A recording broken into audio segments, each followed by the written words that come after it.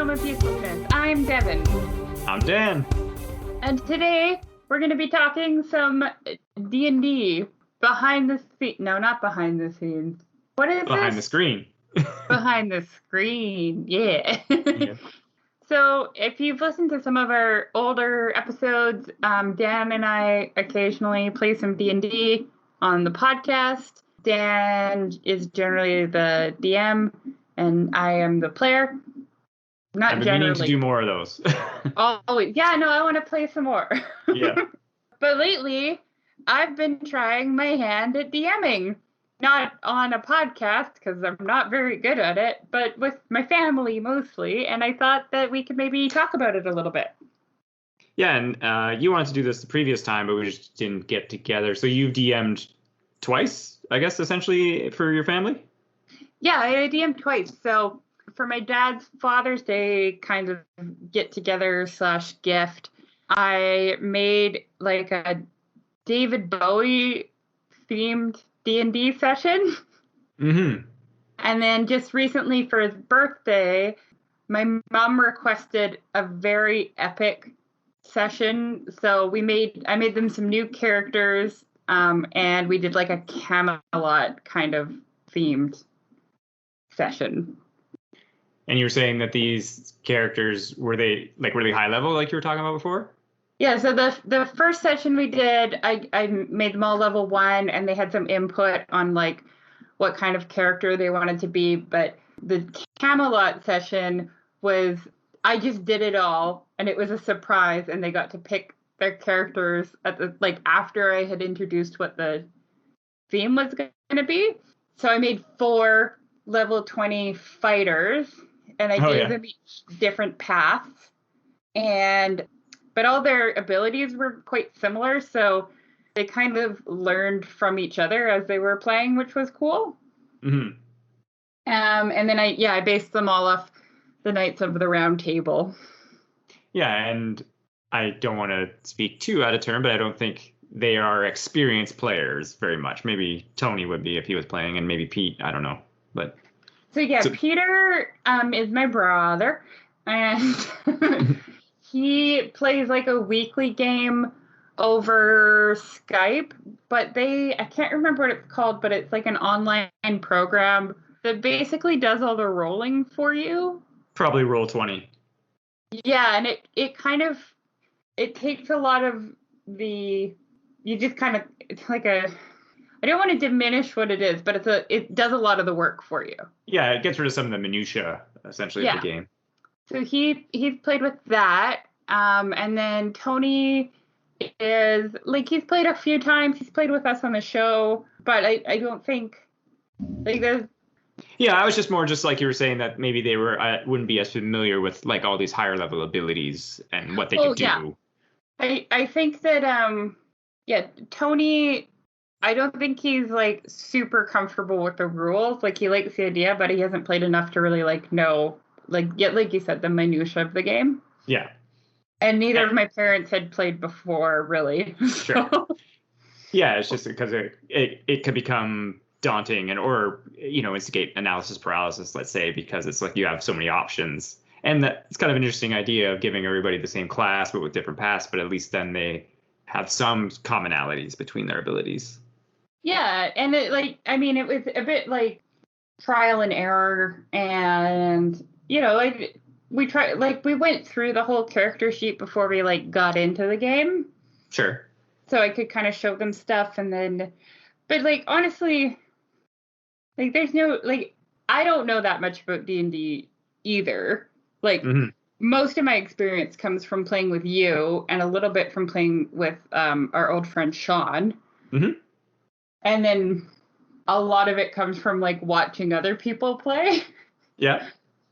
I don't even own the 5th edition DM guide. Which I was joking when you texted me about that they've all pretty much been the same guide since the 2nd edition. Yeah, I don't have a player's handbook either. But that's available online. So. Yeah. I was gonna say, at least you can get a copy, but obviously that one comes in handy. So I play it quite fast and loose with the rules, but I do try to at the end of the day, if there's something that I don't really understand the mechanics of, or if I'm not sure if it would work or not, it just comes down to like, well, we'll just do a roll for it, and if you beat this number, I'm gonna let you do it. Sure. And that's GMing or DMing, one of the two. Yeah, it was really fun though. Can I tell you a bit about each thing? Sure. So which one do you want to start with, Camelot or David Bowie? Well, I guess let's do in chronological order. I guess we could do the first one you did. Okay, so the David Bowie one, it was set in like fantasy times. Yeah. And it started off at a tavern. You know what? So we made the characters like a few weeks before, and we did just do a little practice run where they fought, I think, a werewolf. I can't remember, but just to show them how to fight. Yeah. How the game mechanics actually work of the rolling the dice and stuff. Yeah. So because we had done that, we established that they kind of knew each other. I used some, lazy storytelling where I'm like, they went to bed in a tavern and they woke up in this great hall, and basically I made the Council of the Bowies. So so there was like 4 different versions of David Bowie, like the Thin White Duke, and like I called it the entity known as Changes because his face just changed from like all the different Bowie faces. Nice. Sorry, I just interrupt. I'm getting a picture of Jermaine from Yeah, totally right. The Concord. It's me, David Bowie. Wear the eye patch. Just to be clear for everybody too, my dad really likes David Bowie. Like David Yes. Bowie was the soundtrack of my childhood. That's why it's a David Bowie themed campaign. Yeah, no, I'm not knocking it. I'm loving it. Oh no. I thought I should explain that I didn't just randomly pick David Bowie. Although it's a good choice, it would fit either way. Oh yeah, totally. So the Council of Bowies explained to them that the Lord Stardust has defected, and it's upsetting the order of the Bowies, and they needed these like first level adventurers to go incapacitate him but not kill him, so that he could rejoin the Council of the Bowies against their will, and they needed these first level characters to do it because he would see anybody stronger coming. That was my reasoning. Yeah, no, that's good. There is the Thin White Duke, Changes, and the Man Who Sold the World, and they each kind of gave them gifts. So I made them like specialty weapons that were named after David Bowie songs. Nice. So like my dad, for example, got kind of like an elven blade that was called Let's Dance. And my mom, I gave her a bow that could shoot 4 fire arrows a day, and I called it Ashes to Ashes. Mm-hmm. So yeah, it's kind of fun, right? Yeah, absolutely. And then so then they set out on their way, and they had to fight the giant spiders from Mars, and then they had to fight some of the diamond dogs. Yes, nice. Yeah. And then they had to fight Ziggy Stardust, who I made a wizard, basically. Yeah, and then once they incapacitated him, they got teleported back to the Council of Bowies, and they won. Nice. Yeah, it was kind of fun. It was funny because I was like, okay, they're going to fight the spiders from Mars. They're going to fight the diamond dogs. I'm going to need a way to keep track of everything. Mm-hmm. And because it was like a fairly big area, so I made my own little like map squares thing. What do you call that? A grid. You know what I mean? Yeah. A battle mat or a grid. Yeah, I made like a little battle mat. And then I was like, well, what am I going to do? And then I was like, okay, I'll go to the dollar store and I'll see if they have any like toy spiders or toy dogs or something that I can like use to mark their spot, because Tony had 3D printed everybody little minis of their characters. Oh yeah, nice. And we also had like a mini of like David Bowie in his labyrinth costume, which was cool. As you would. Yeah. I was like, oh, what am I to do? And then I found these little, like, they're just stupidest things ever, but there's these little decorative rocks that say, like, live, laugh, love, dream, hope, wish kind of thing. Mm-hmm. So I used those as, like, the bad guys so I could keep track. And so they'd be like, I'd like to kill Dream, please. Yeah. I'm going to hit love with my sword. I would say you just made me kind of think of, especially because it's coming up, that Halloween would be a good time to purchase those kinds of things because you get spiders and bats and all sorts of stuff. Oh, probably pretty cheap.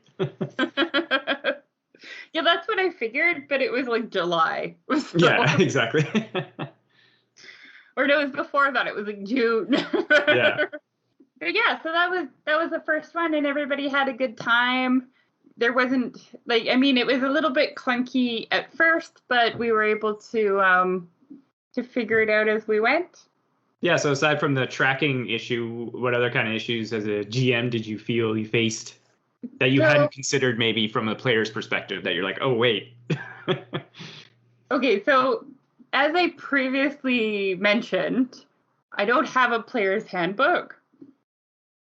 So there was, let's see, Tony, no, they all four of them were playing some sort of spellcaster. Oh, yeah, making it more complex. Yeah, so Tony was like a warlock. My mom was playing a druid. My dad was playing a paladin, and Peter was playing a cleric. Right. And as you know, I have almost no experience playing spellcaster because I just like to hit things. Sure. So I went through and I printed them off each a little list of all the spells and what they did. Mm-hmm. But I just streamlined a lot of things because I'm not 100% sure how spell slots and stuff work. So I'm just like, at the start of each day, you can pick 3 spells and you can use them this many times per day. Sure. And I just standardized it for everyone. Oh, yeah. And then there was also a little bit of confusion about what the spells actually did. I thought I had printed out a pretty good description, but so whenever we came across something that I didn't have an answer to, we're just like, well, would it be fair if it did this? And then we're like, yeah, okay, that's what it does then. Sure. Yeah, there's a couple spells, of course, that have some misleading titleage, but some, it's like, it's magic missile. It does that. Yeah. And I wasn't entirely sure how cantrips worked either. Well, they definitely revamped them in 5th edition. Do you get unlimited cantrips? Yes, you do now. Okay, that's what I told them, and I was pretty sure from watching other people play that that's what happened. Yeah, that was one of the things. Oh, sorry. Yeah, but I also was like, Mar. Yeah, that's definitely new in 5th edition, and it was a thing to kind of amp up casters and their combat ability. Essentially, is that even out of your bigger spells, you still have something that can do a die 6 damage, from range without having to get in there with your bow staff or your dagger, and then you just get stomped by the goblins or whatever. Because you're low level and you're like, I'm out of spells. Yeah, but some of the cantrips have some cool effects, there's no doubt. Oh, for sure. It was also a bit interesting because I haven't played that much and I have GM'd even less. It's a bit how do you pick how do you pick an appropriate level of difficulty with combat? Sure, and that's something that comes with time, and it has shifted over editions, but that's something from probably the Monsters Manual and the DMG, I think, explains. But that's why it was really cool in the 3rd edition when they finally introduced actually the CR, or the challenge rating of monsters, so that could give you a good gauge of what the heck is going on and how hard would this thing kill a party kind of a thing, or how hard would the party have to fight to beat it, which was never in the game. I clearly don't read things very closely. Yeah. I'll give a brief explanation. Basically, CR stands for challenge rating, like I said, and the number is an indicator of how hard a party will have, how many resources they'll have to use to beat the monster at a level. So basically, like a CR1 creature will use 25% of a level 1 party's resources, a party being 4 characters, let's say, right? So that's how you can kind of gauge it. So there's stuff that has CR like 1 or CR and a half, CR a quarter, and then of course you go up to CR 20 to 21 in the higher end stuff in, the epic monsters. So it's like, yeah, a party challenging this thing. And then this comes with some GM leeway too. Like, how smart do you play the monster is always a thing, right? Because if you give it, like in Ogre Mage, for example, I've GM'd some sessions.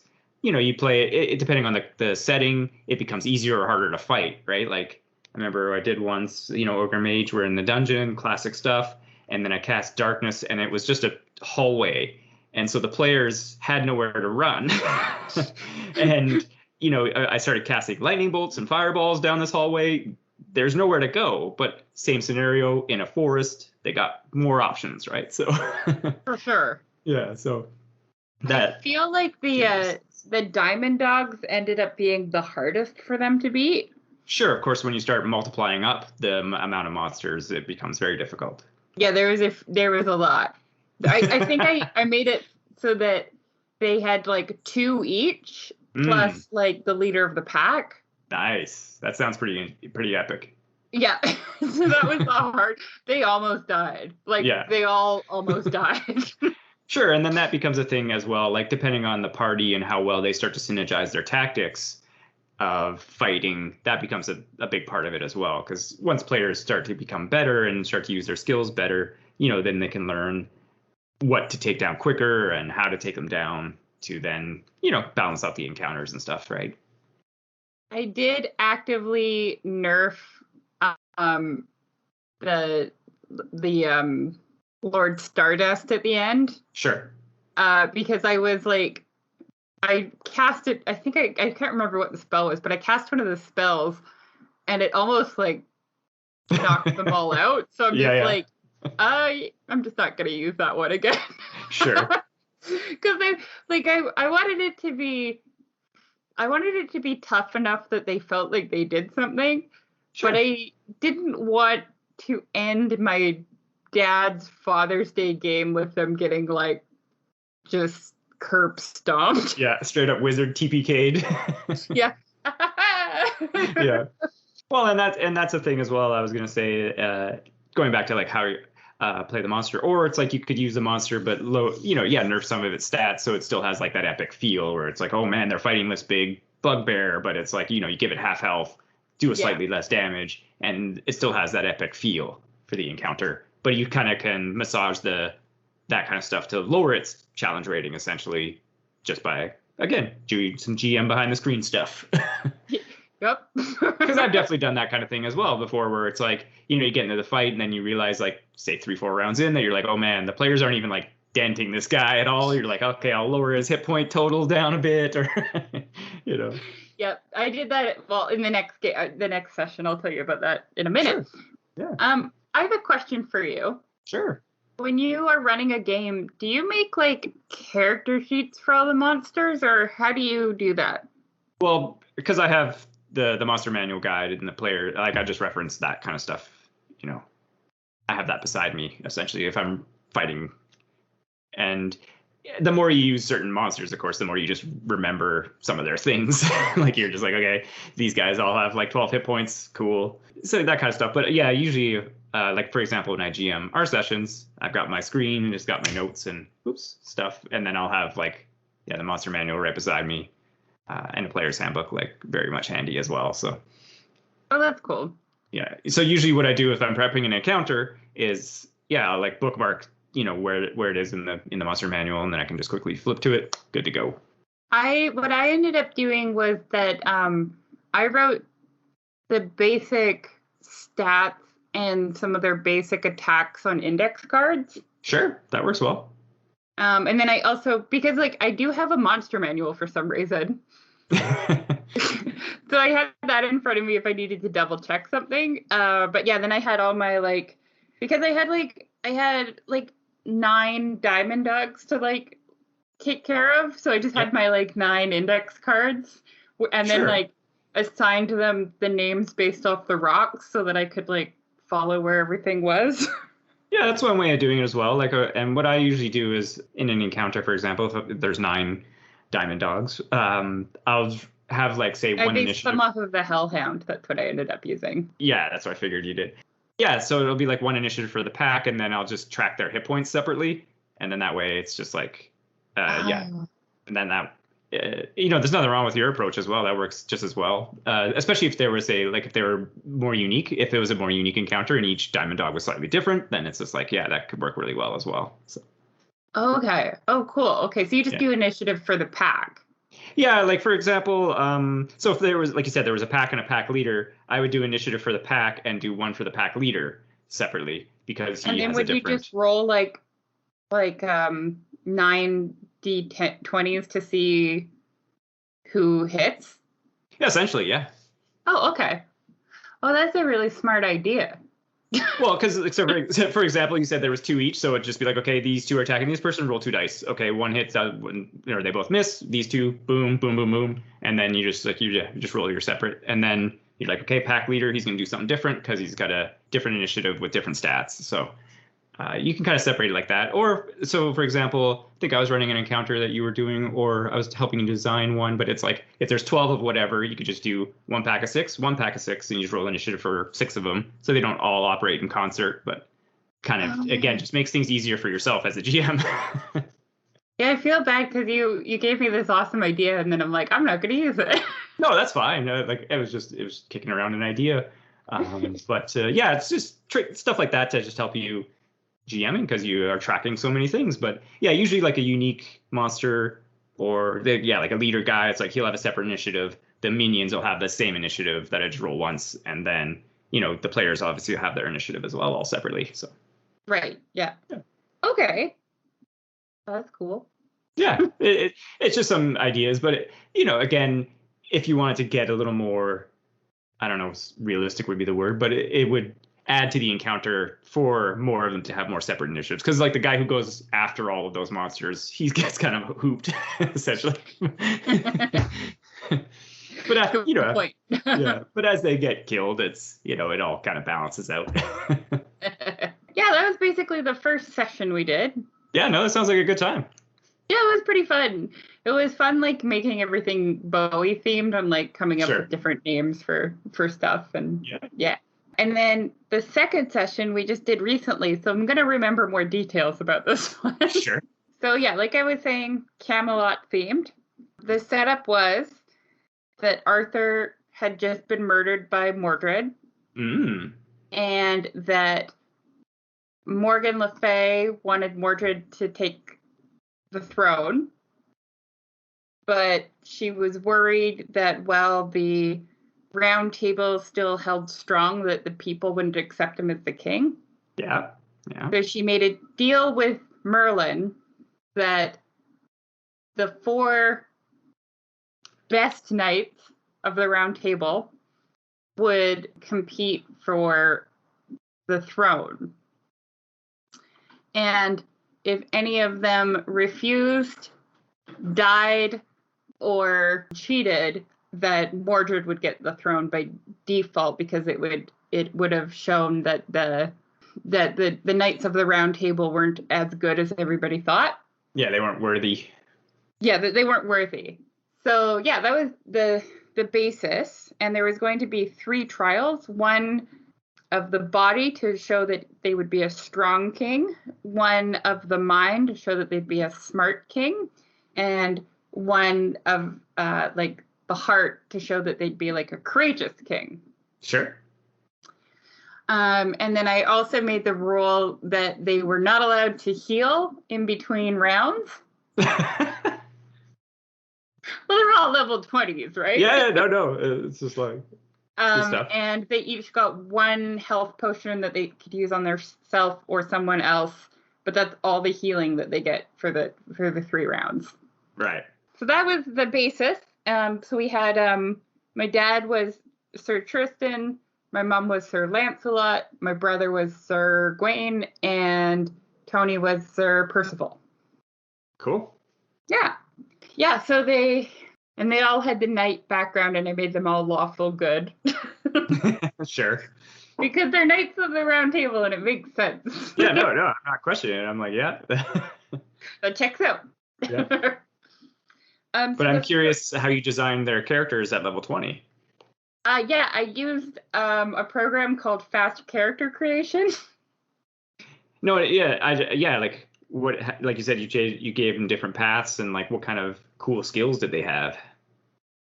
Okay, so 2 of them were the champion path, and one was like a strength based, and one was a dex based. And then 2 of them were the war something battle master. Yeah. Or battle And master, yeah, war master. One again was strength based, and one was dex based. Oh, cool. Yeah, because I thought, yeah, let's make it easy. Sure. No, that's fair. And then, I also said that there'd be like a 4th secret round if there was a tie.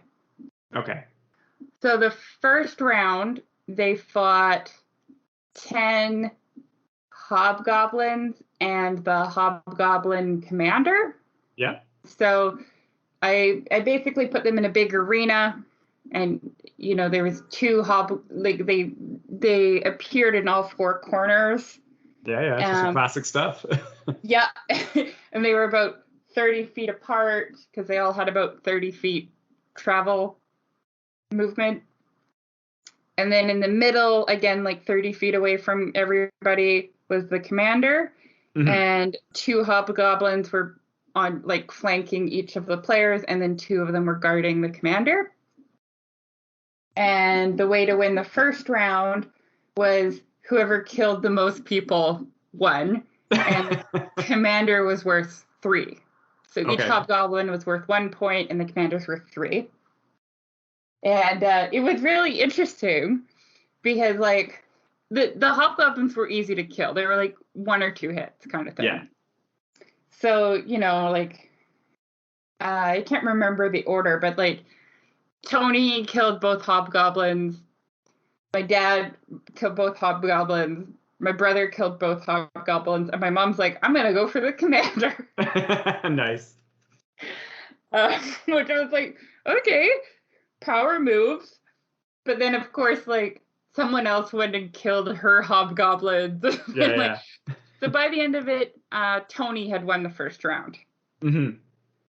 And it didn't take very long. I'm like, okay, this might be too easy. And then, so then we went into the second round, which is the Battle of the Mind. And I'm like, great, I'm just going to look up some D&D riddles.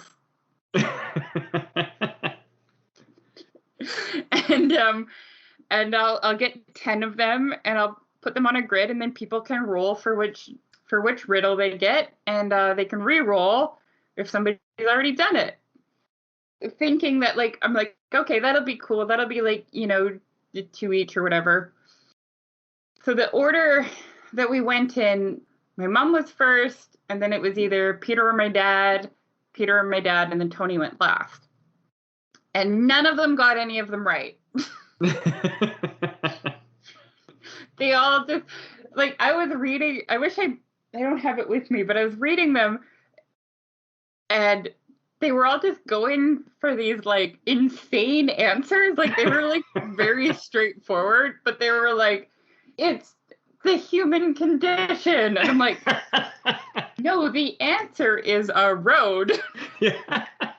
Yeah. So Tony won by default, but they were all kind of mad about it. So I'm like, listen, here's what we'll do. Since you all, because as soon as you get a question wrong, you were like out, basically. Right. So I was like, here's what we'll do. I'll read through all of the riddles. You guys write down your answers, and whoever gets the most right wins. Okay.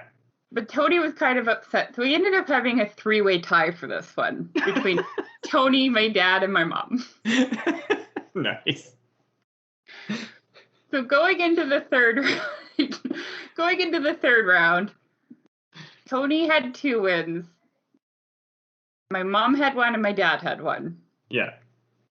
And the third round, which is the test of the heart, I had them not fight, but I had them, their task was to retrieve a golden scale from the belly of a ancient red dragon. Sure. And in order to keep it a little bit balanced, I said that, his wings didn't work and he couldn't breathe fire anymore for whatever reason. No, yeah. So, and I stole that task from Misfits and Magic, which is a college humor Dimension 20 thing. But I was like, that's a cool idea. I'm going to use it. Sure. I mean, that's part of GMing, right? You got to come up with stories, and there's always inspiration out there. Yeah. So this was such a shit show this round. So they started off and they're like, we're going to fight the dragon. Sure. As you would. That was my dad, my mom, and Peter's idea. Was like, we'll fight the dragon. And then Tony went last and he's like, I'm going to befriend the dragon by trying to communicate that I could give him a healing potion so that his wings work again in exchange for the golden scale. Nice. But I'm like, do you speak dragon? And he's like, no. I'm like, well, the dragon doesn't speak common, so I don't know how you're going to do this, but if you can figure it out, go for it. Yeah.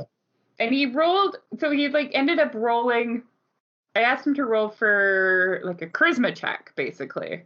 Yeah. And he rolled super high. Nice. So he didn't get the scale, but he had the dragon purring, basically, and very, subdued. And so my dad took the opportunity to attack the dragon. Sure, it's weak. Yeah. And then the dragon got very angry. And then they, concocted all these, insane plans. At one point, Tony, my mom, and Peter were all on the dragon's back, and they were trying to figure out a way to, slide down the dragon's throat without getting eaten so that they could cut away the scale from the inside out. Yeah, it's weak on the inside. That's where the goo is.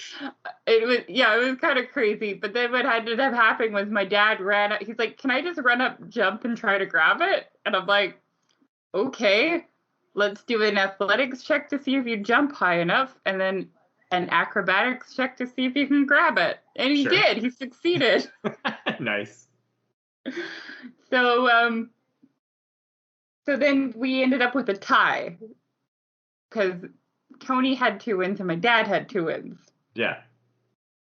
So for the 4th round, I said, okay, I had them both roll a d20, and my dad rolled higher. So I'm like, okay, between Peter and Mom, pick who you want on your team. And he said Peter, and then so Mom was on Tony's team, and I just had them battle it out. And I said the first one, if you get your opponent under 10 hit points, then you win.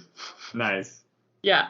And it was intense. It was back and forth, and Tony had used his healing potion earlier, and my dad got to use, anyways, my dad won, and he was crowned king. Nice. But it was an intense battle. And I knew my mom had wanted to leave at 8, wanted to leave our house around 8, right. So that they weren't home too late. But we were playing until well after 9. Nice. Yeah, combat, of course, while it just takes long, and you don't realize how long it takes. Oh yeah, it takes a while. Yeah. It was fun though. Everybody had fun, I think. So that's good. Yeah, the riddles thing makes me laugh because I was just thinking as well of the Hobbit, of course, with Smeagol and Bilbo, because every time I have written a puzzle, it's I write it super simple because otherwise it just gets too weird, or as I've done them more and more, because when you try to do something specific, it just never works because no one thinks the same. Yeah, totally. Well, it's one of them, let's see. Okay, one of them was something to the effect of if you give me, you must keep me. You know? No, I got nothing. It's your word. Ah. Yeah. That's But nice. no, That's clever. That's good. Yeah. yeah. But no, it was like, they were like, I don't know, Mars. Like, what? Yeah. Like the planet? Yeah. Yeah. In the fantasy realm? Yeah. Fantasy Okay. Mars. Yeah. Fantasy Mars. Yeah. Yeah, it's always a tough thing, and it's something you want to try to do, of course, or because you just don't want everything to be a fight, but or to come down to just like a die roll. But then you get into that realm of just like, well, will my player know, or my character would know because he's smarter than me. Right? Yeah, I mean, like, we mostly don't get really into heavy role play yet. I think we're still all trying to like figure out the mechanics of the game mostly. Sure, But yeah, like, so I think like the question of would my character know this didn't enter anybody's mind. yeah. But it was pretty funny to watch. Be like, oh, it's this. Like, what are you even talking about? Yeah, you're. I tried to make it easy. Oh, I can't remember what the question was, but so I had them roll to see the riddle. And then, so like one of them, Peter got, and he got wrong. And then my mom got it immediately after, like the same question. And she gave the same answer. And I'm like, Peter just got this wrong. You're going to take 10 damage for that. Just psychic damage happens. Yeah, it was pretty good. No, yeah, it was really fun. It was fun to like just give them power. You know what I mean? Sure. And I was gonna ask, did you kit them out with any kind of cool magical items as well? No, I thought like you guys are strong and have a lot of hit points. You'll be fine. Right. No, I did that in the first game, but I kind of threw this one together a little bit quicker, so sure. I didn't spend as much time on it. Oh, no, that's fair.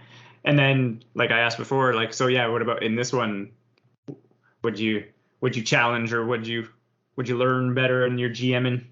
I learned that okay, so with the dragon thing, for example, I was like, oh, they'll either like try to grab it or they'll kill the dragon. I wasn't expecting them to try to use their health potions to, like Tony in particular, to try to like heal the dragon and make a deal with the dragon. So I thought that was kind of cool.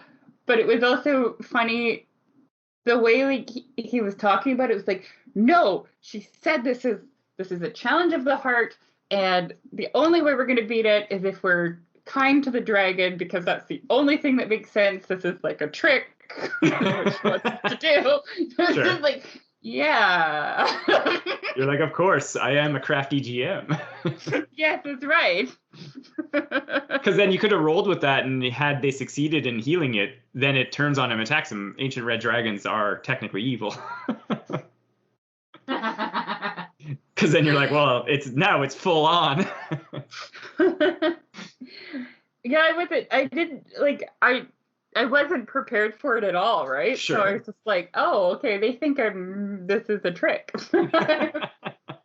But it's not. I just thought it'd be cool if they fought a dragon.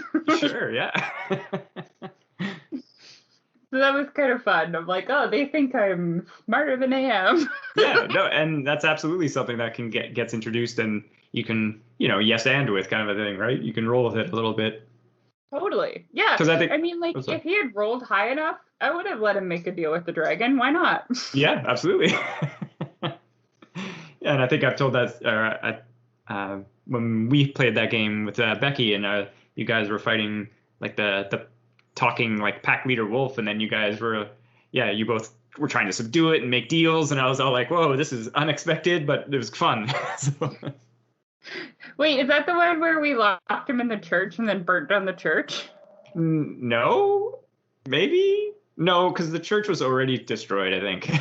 Oh, I think you did that when we were playing, and we locked something in a church and then we burned down the church. I think that was the cloakers, which attacked from the roof.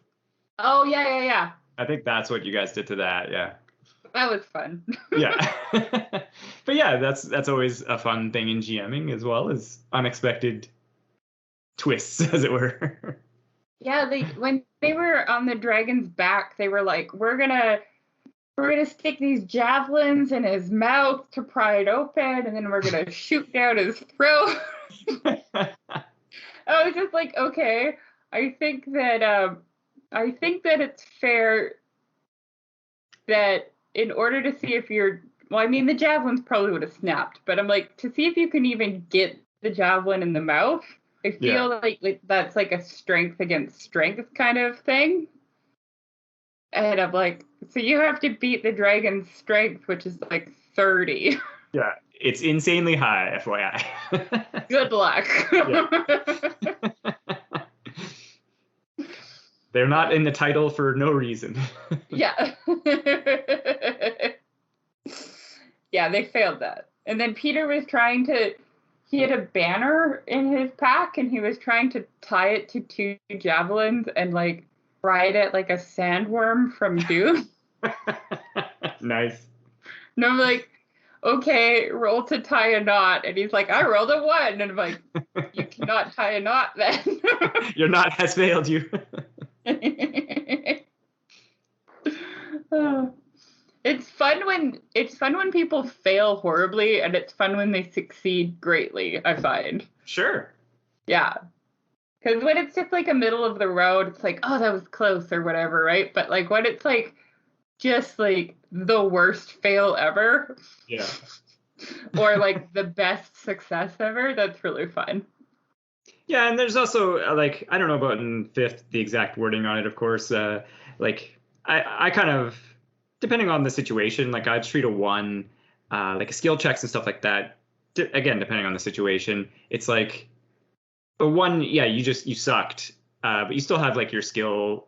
People are still skilled, so you still have your proficiency and blah blah blah. So it's like, you still might still succeed, but then like you said, in a stress situation, you're trying to do something, then you can play up the 1 a lot more fun. But if it's like a standard routine thing, it's just like whatever. And then like you said, like the 20s can just very much make things fun when it's it's just always unexpected. Like the player's like, oh man, I really need to hit this time, blah blah, and then they like blammo crit. You're like, oh my god. There was when they entered the dragon trial. I'm like, okay, can you all do a perception check for me?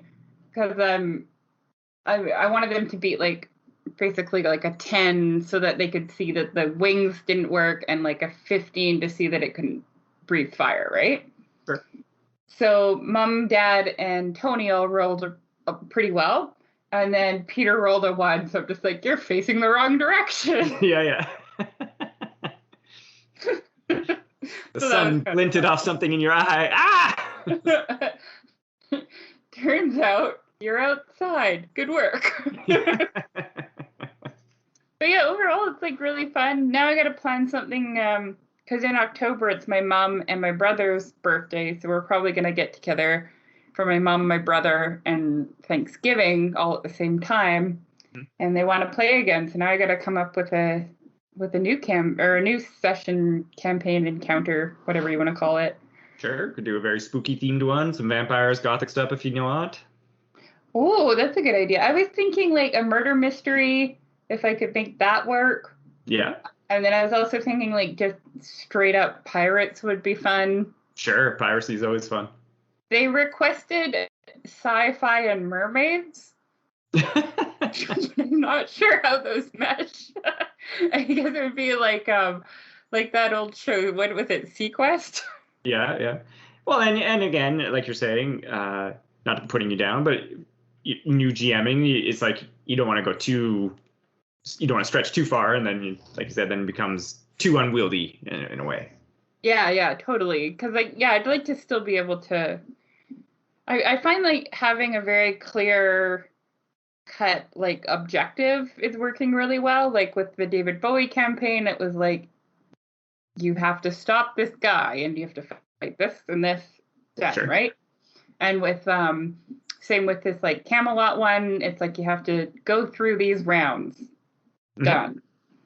Well, I was saying if you're leading to a pirate thing, you could, depending on the level, you could always go some epic and get it like a Kraken and type encounter in there, Ooh, fight the Kraken? Fight the Kraken.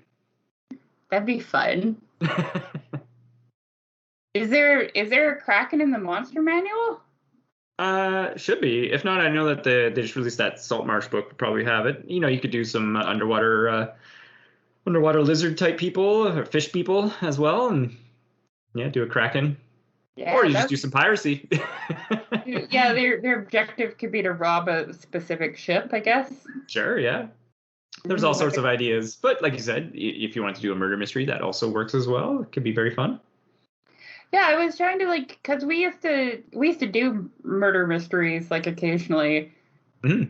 and invite people over. Like usually it was like family or whatever, but we would, and we'd all dress up and like those little kits that you could get at game stores. You know what I mean? Yeah, yeah.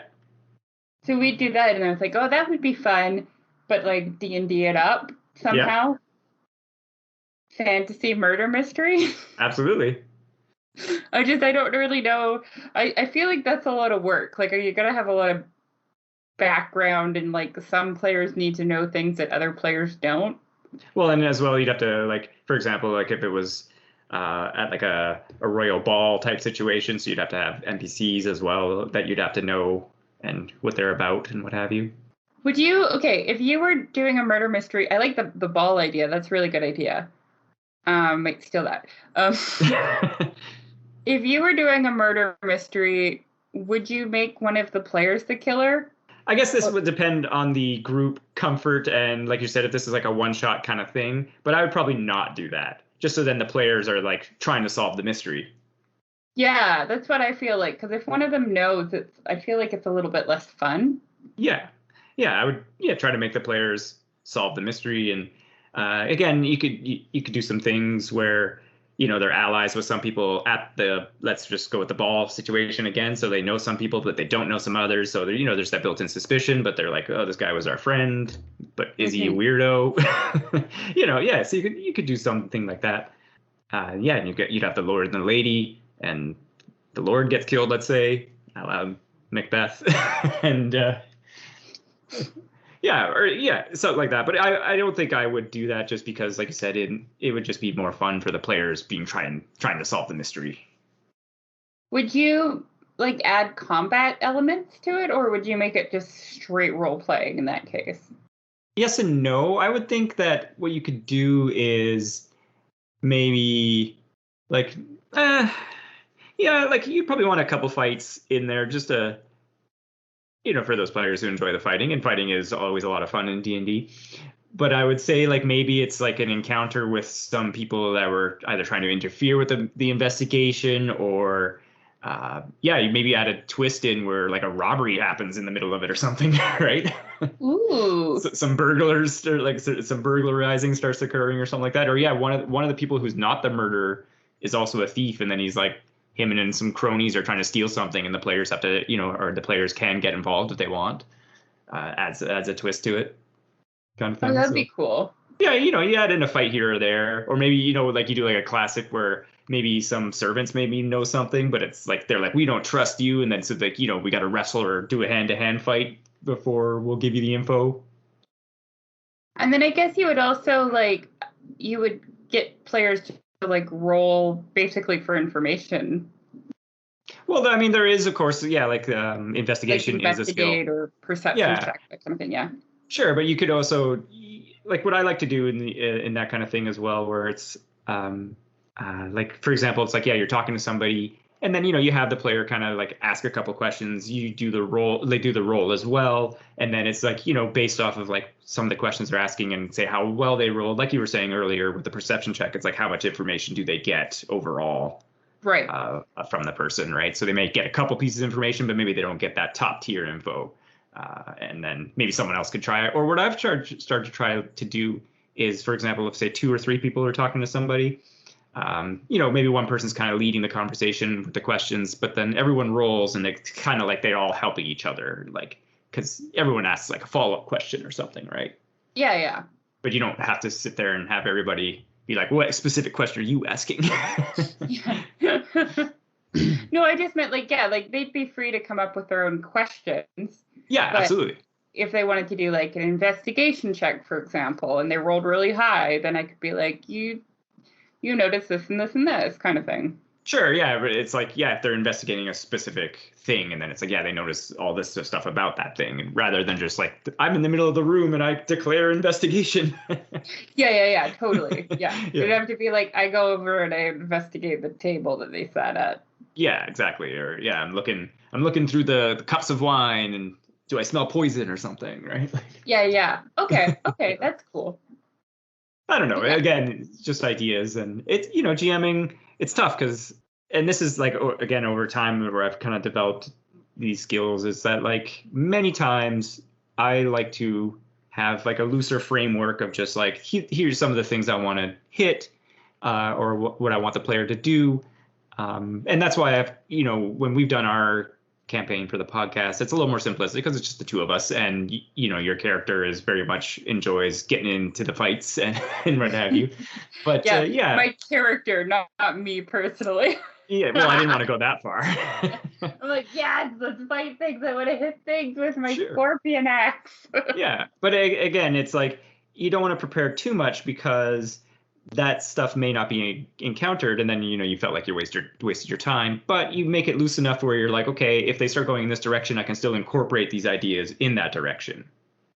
Oh, totally. Yeah. Yes, and so that's something that comes with a lot of time of GMing and what have you. I feel like for this group, because they're all fairly new, having a little bit of structure is a good call. Yeah, absolutely. Yeah, because I feel like if I left it too open, they might get like we were saying earlier, the analysis paralysis and just like, I don't know. Yeah, exactly. And in that kind of, again, let's go with the ball situation.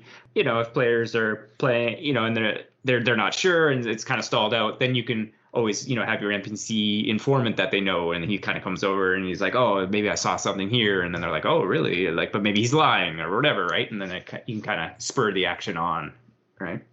Oh, that's a good idea. I like that. I'm gonna think about this some more. Sure. No, I just mean that's GMing. It's just full of ideas. All the idea. It is fun though. I like coming up with these little scenarios and stuff. Sure, and like you said, it's a balancing act of how hard do you make it? Everyone wants to have a good time, and even yourself, you want to have a good time, right? Oh yeah. One thing that I have learned is that I am very bad at doing voices for NPCs. Oh, that's fine. You don't have to go all out on the voicing. I was trying to, but then I'm like, I can't do any accents. So I had like a barmaid, and I'm like, "Hello, governor." Nice. And I'm like laughing so hard that I can't even get anything out. That's all she says. She only knows the one phrase. Yeah, I think I gave her like, okay, so in the very first like mini thing that I did with them where they had to go out to the woods, I started them in the tavern, and I made it so that the barmaid's kid got killed out there. Right. And she thought it was bandits, but then it turned out to be, I don't know, a wolf or something. Can't remember. So then when we started the Bowie campaign, they started out at the tavern, and she had given them all like a little gift as like a thank you. And they're like, oh, are you sad about your kid dying? She's like, no, I've got 12 more. I forgot that's why they went on that original quest. Nice. Yeah. So I think, if I was going to do like the murder mystery, I might do character sheets for all the NPCs. Yeah, you definitely want to at least have, a little bit of a write-up and a little blurb. Yeah, none of this like, why aren't you sad about your kid? Oh, I have 12 spares. For this session potentially coming, what kind of level were you thinking for that? I don't know. Maybe like a 5 or 6. Yeah, I think that could be good. That's a lot of the area where players start to get some really cool tools. Yeah, it's it would be good because it's like they're low enough level that Like with level 20s, I'm like, what the fuck am I going to get them to fight that's going to be a challenge? I'm like, a dragon! Yeah, basically it's like every fight has to be, or a challenging fight will be like god level epic, essentially. Yeah. So yeah, I feel like 5 or 6 is like, you're not struggling to do everything. Like you're kind of established, but like you still are, there's still lots of things you can fight. Sure, That like, won't because be even, like, you don't have to just sneeze on them for them to die. yeah, like even an encounter with some goblins could still be like a challenge depending on how many they are or the tactics involved. So. Oh, totally. Was that in? No, that was before. What was that on the podcast when we were playing that like I basically cleared a goblin city by myself? We were trying to, I think we were trying to rescue something, and then I like just walked in the front door and started murdering. I think there were the campaign we were playing with Tony previously, something like that was happening before Yeah. COVID, before we were doing remote sessions. Yeah, because that's very much my style, is walk in the front door and murder everything. Yeah. Which is why I would be terrible at being a spellcaster.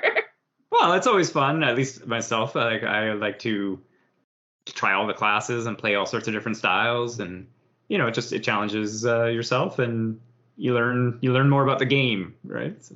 That's fair, but it's also just really fun to like punch things to death. Oh yeah, absolutely. Yeah, I think that was with Murdish. Maybe that was for the podcast. Oh yeah, Murdish. Yeah, because there was like the castle or the keep. Yeah, tiefling monk. Yeah, there was the keep on the hill, and it was like, okay, there's like, that it's occupied, and you're like, yep, I walk up the path. It's like, that there's bad guys in there who have clear view of you for like a mile. Yep. Good times. Yeah. And that's again something that as a GM you're like, okay, I get like, so again, it comes with time and experience. It's just like, how much do you punish player decisions? Becomes a big thing in DMing or GMing. When you say punish, you mean reward, right? Sure, but it's like sometimes you're like, okay, it's their decision, but other times you're like, you sure about that? That's fair. Yeah. But again, like that's what I was saying previously, when clever ideas or some interesting plans come about, you can just kind of do like, you can roll with it, yes and it, and you're just like, okay, let's just keep it going. It's definitely like a yes and vibe. Yeah. Sure. Yeah, and I mean, I know that I say no a lot while DMing, but it's also because I'm trying to keep at least a consistent either setup or whatever kind of thing. But it's also, I want to try to reward interesting ideas and thoughts as well. And like you said, players like, oh, I want to do this and stuff like that. You're like, all right, we can do a roll, certain challenge rating, let's go, kind of thing. So. Yeah. I think I'm ready to wrap up unless you have any more questions for me.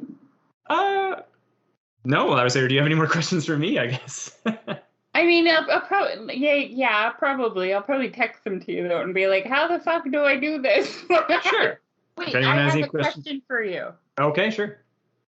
Would you play a game if I was jamming you? Would you play? Yeah? I mean, I like playing role-playing games. I mean, you've seen my collection. I play too many. Oh, that's the problem. Like I make like Amazon wish lists so I can send them to like Tony and my parents for Christmas. And it's all D&D right now. Nice. I'm like, I need all the things.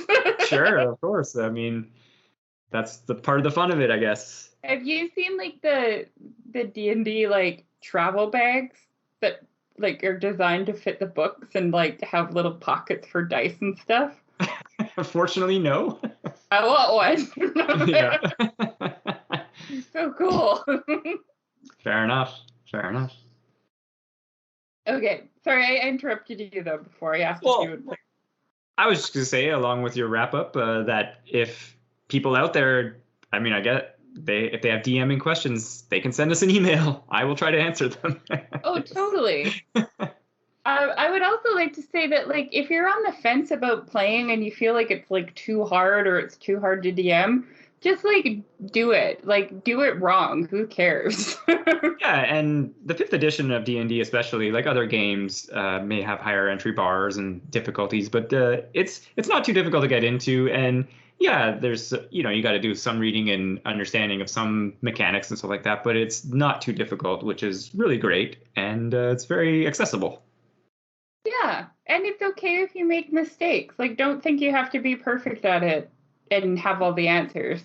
Yeah, I've definitely read stuff about that where I think the advent of live streaming and podcasts and stuff like that, whereas it shows off some of these people. Some people are very skilled at DMing, and then so people feel that they're like, well, I can't be that good.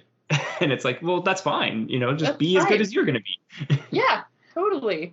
I always felt like a bit, I mean, it's better playing with you, but playing with, I'm just going to say, other people, I always felt it a bit intimidating to even get started because you have a question and they're like, well, read the book. And I'm like, well, no, I don't understand the book. That's why I'm asking the question.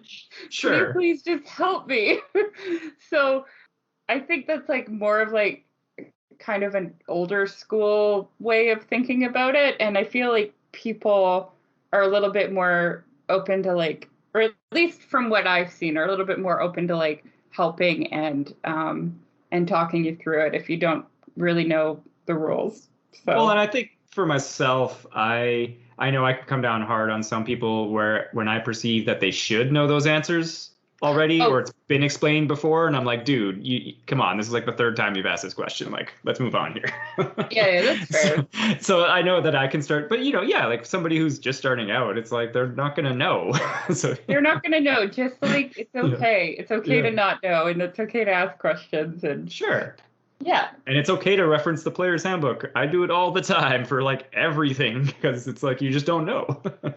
And if you're GMing, it's okay to like hold your players' hands sometimes too if they're new to it, right? Like sure. I helped out a lot when we were playing. I'm like, okay, you have to roll this one and then this one. Yeah. Oh, you didn't roll high enough. That means you don't get to do that. Oh, okay, cool. You know what I mean? Yeah. Yeah. Everyone starts out at the beginning. Like I said, I've been doing this for a long, long time. I've been playing D&D and role-playing games, so it's all burned in my brain. The most frequently asked question I got was, which one is the D8? Sure, the weird dice for people that aren't familiar. They're like, what? Like, well, it has 8 sides. Yeah, it's a good indicator. Yeah. Start with that. Yeah. But yeah, like I said, it's always fun, and I want to do more as usual. Yeah, me too. I like it. Yeah, so email us your D&D questions, and by us, I mean email Dan your D&D questions. We can be reached at tomeofuselessness@gmail.com, or you can find us on Instagram, Tome of Uselessness, or on our website, tomeofuselessness.com, or that's it, right? I think that's it. I could tell everyone where you work, and then they could just come down to us. I don't think that's the best. That's fair. How about your home address? But even though I don't think one of our 8 listeners who lives in the area would come anyway. I'm gonna dox you to 8 people. Yeah. Nice. But thanks for listening, and stay safe. Bye.